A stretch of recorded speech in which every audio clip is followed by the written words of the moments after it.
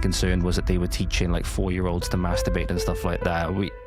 Can we be confident at the moment we're not seeing things like that in the education system? 10 years back in, well, I qualified in the late 1990s and I was a primary school teacher for 10 years. I didn't really want to be palming my daughter off and leaving her in holiday clubs and things like this. We had 11 curriculum subjects. We had so many extra initiatives then to juggle as well, things like healthy schools, eco schools. Then eventually 2020 I decided to get out of it altogether. What were the things that you were seeing at that time that sort of got your senses tingling, so to speak, that this actually maybe isn't good?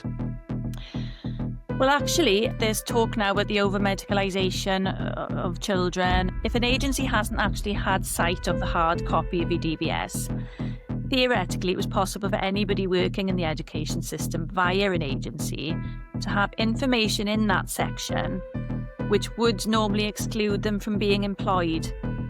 So that was quite a serious breach. I'd communicated with the Wales Audit Office on this to let them know what had happened.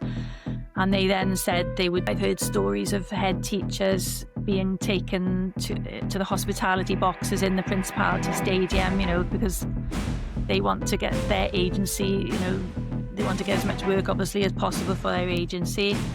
So, yeah. Greasing the right palms by the sounds. Yes. I was in one school where there was a child on the carpet falling asleep, and he sort of crawled under a table, and I was told by the teaching assistant, just leave him because he's awake all night on his brother's iPad. You'd have lessons constantly interrupted by teaching assistants coming in to take children out for interventions, one-to-one interventions. It just seems as soon as that has happened, that everything has gone downhill. Children are more confused than they ever have before.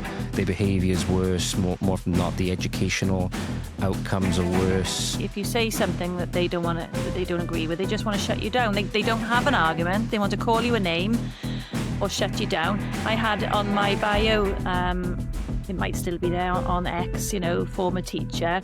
And I've had people saying, oh, thank God you're not a teacher anymore. When they say we've got to decarbonise our homes, you get back to it now. Do they mean, I'm wondering when they're going to say about the human carbon as well. There's a lot going on that people are blissfully unaware of in Wales, including